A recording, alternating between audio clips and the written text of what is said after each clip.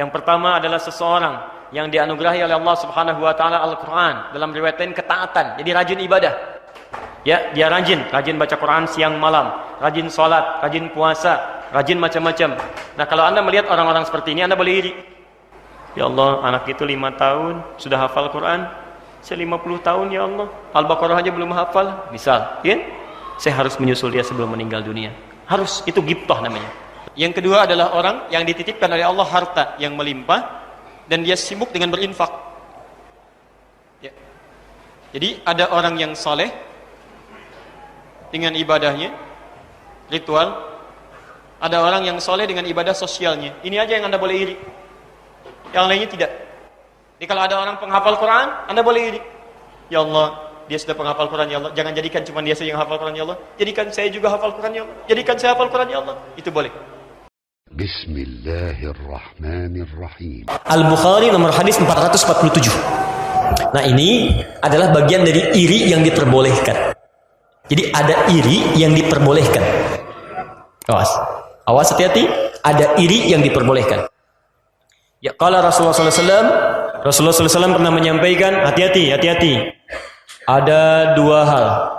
Awas, yang diperkenankan kita untuk menginginkan itu ketika melekat pada orang lain. 1, qala sallallahu alaihi wasallam, rajulun atahullahul qur'ana fayatsluhu ana al-laili wan nahar.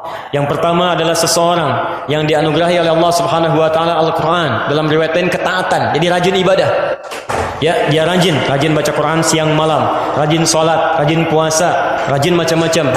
Nah, kalau Anda melihat orang-orang seperti ini, Anda boleh iri. Ya Allah, anak itu 5 tahun sudah hafal Quran. Saya 50 tahun ya Allah, Al-Baqarah aja belum hafal. Misal, ya? Saya harus menyusul dia sebelum meninggal dunia. Harus, itu ghibtah namanya. Ghibtah, bukan hasad, tapi ghibtah. Kedua, rajulun atahullahu malan fayunfiquhu ana al-laili wan nahar. Yang kedua adalah orang yang dititipkan oleh Allah harta yang melimpah dan dia sibuk dengan berinfak. Ya. Jadi ada orang yang saleh dengan ibadahnya, ritual. Ada orang yang soleh dengan ibadah sosialnya. Ini aja yang Anda boleh iri. Yang lainnya tidak. Jadi kalau ada orang penghafal Quran, Anda boleh iri. Ya Allah, dia sudah penghafal Quran ya Allah. Jangan jadikan cuma dia saja yang hafal Quran ya Allah. Jadikan saya juga hafal Quran ya Allah. Jadikan saya hafal Quran ya Allah. Itu boleh. Tapi jangan ditambahkan, kalau saya sudah hafal, hilangkan hafalan dia ya Allah. Hilangkan ya Allah. Itu berubah. Jadi hasad. Dihasad. Awas. Makanya dulu kami kalau ada perlombaan penghafal Quran, ya itu biasanya syekh kami tidak mengizinkan. Gak usah ikut. Karena ketika akan kamu ikutan itu minimal kamu mengharapkan yang lain kalah, kamu menang. Ya kan? Ketika mengharapkan yang lain kalah, mudah-mudahan kepleset bacanya, mudah-mudahan lupa, mudah-mudahan macam-macam. Nah, itu muncul ya dalam kehidupan. Maka biasanya kita suka dijaga hal yang demikian.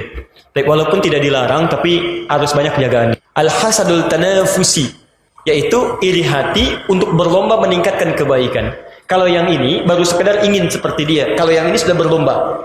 Jadi kalau dia tahajud, saya pun harus tahajud. Kalau dia menghafal 1 surat, saya pun 1 surat. Kalau dia 4 juz, saya 14 juz, misal. Nah, itu namanya al-hasadut tanafusi. Wa fi dzalika falyatanafasil mutanafisun. Al-Mutaffifin itu ayat ke-24. Baik ya? Pada yang baik-baik maka hendaklah semuanya berlomba untuk mendapatkan kebaikan.